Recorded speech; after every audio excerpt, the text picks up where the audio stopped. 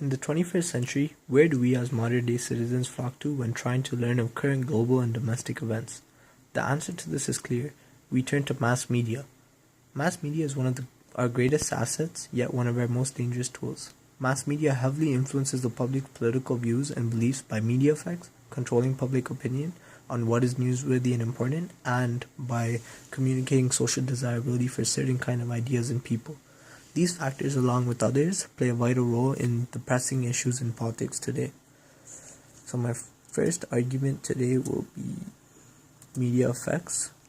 So the first type of media effect we'll be looking at today is framing. So there are two types of framing, thematic and episodic. But what is framing itself? Framing is when a story or segment is presented in a certain way, which in turn is intended to sway the consumer's attitude in a particular direction.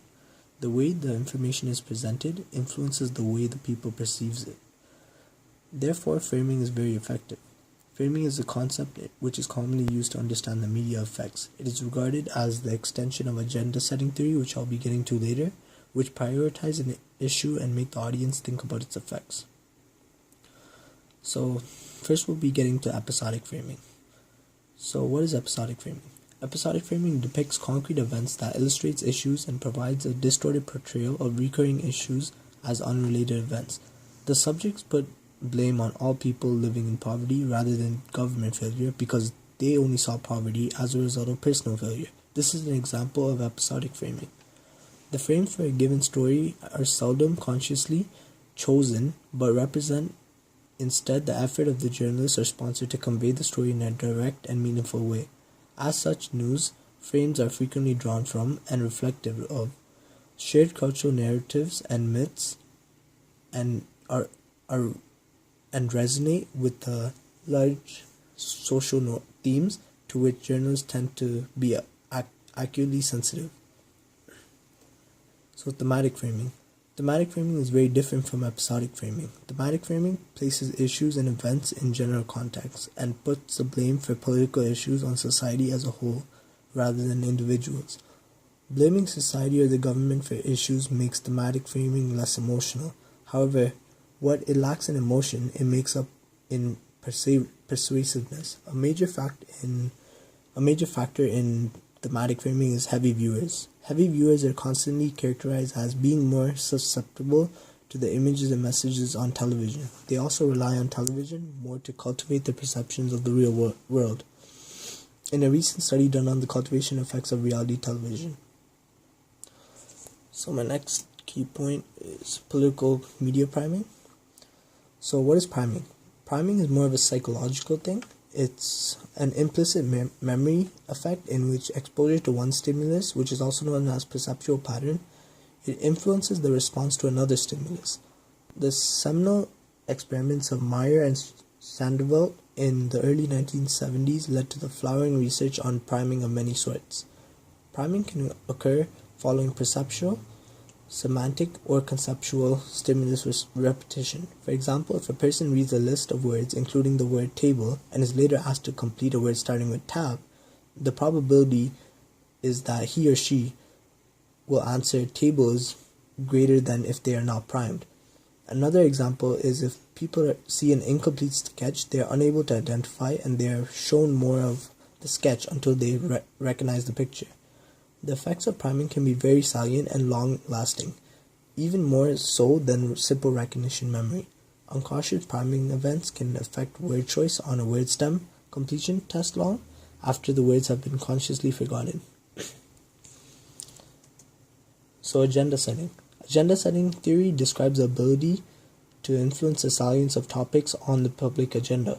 That is, if a news item is covered frequently and prominently, the audience will regard the issue as more important than other issues. Agenda setting theory was formally developed by Max McCombs and Donald Shaw in the study on the 1968 American presidential election. So cultivation.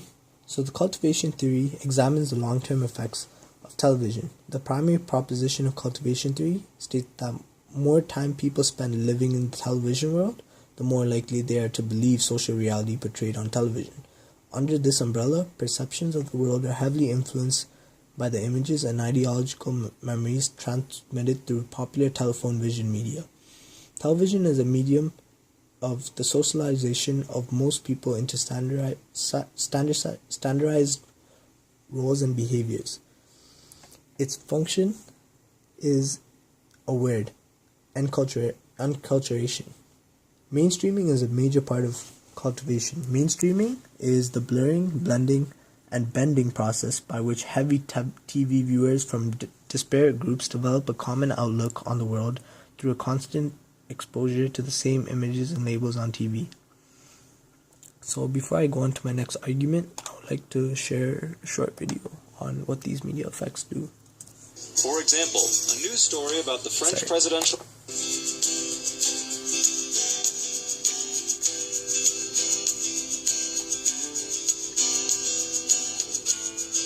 The media is generally believed to influence people, and the many ways in which individuals and society may be influenced by both news and entertainment mass media are referred to as media effects. It's hardly controversial to say that these media sources can affect our view of the world, but let's talk a little about the ways they can do that.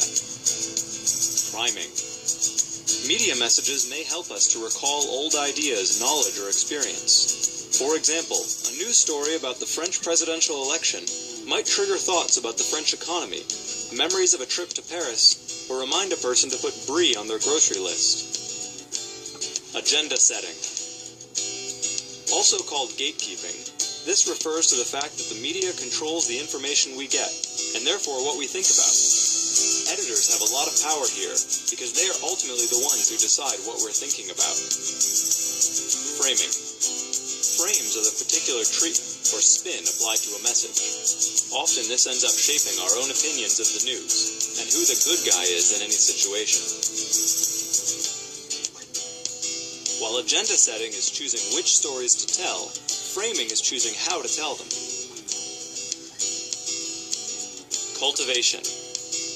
After a lot of hours in front of the TV, people start to blur the lines between the real world and the one on TV. For example, based on the number of programs about police, you might guess that more than 1 in 10 men work in law enforcement, when really it's 1 in 100. Of course, some media messages, like ads and public information campaigns, are designed to change our attitudes or behavior. Factors that increase the likelihood of success include likability, credibility, or attractiveness of the source, the arguments used, and people who seem to agree with them. Media also plays a role in persuading people to adopt a new idea or practice. Often they first communicate...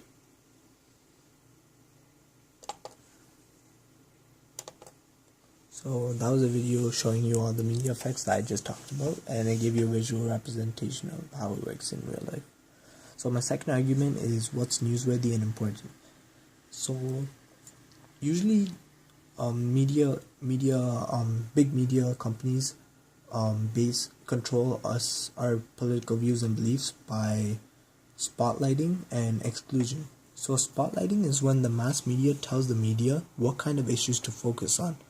This occurs when mass media leaves out certain stories or issues, or certain details regarding issues, or certain perspectives regarding the issues, or a solution for them. So if they do not want you to focus on a certain issue, they wouldn't include it in the news. When mass media leaves out certain stories or issues regarding articles, they tend to leave it out and don't want us to focus on it.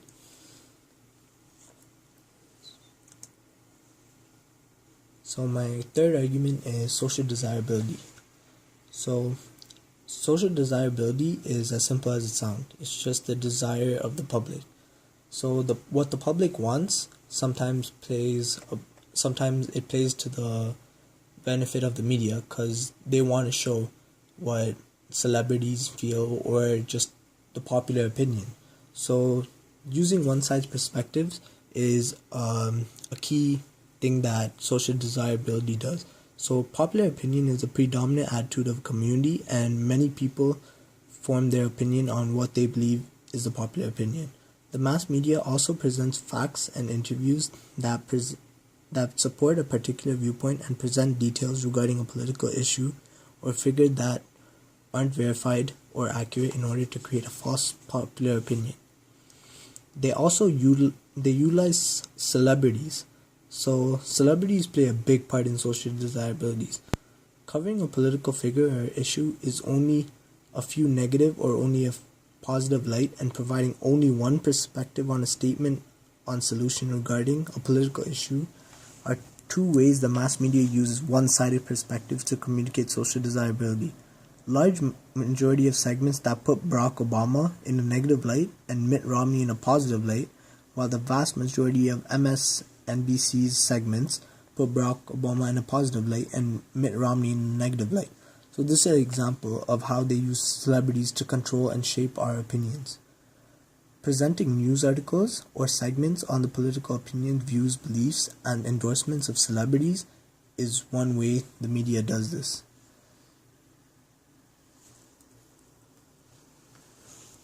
So how can we change this? So we could either change this by control and laws.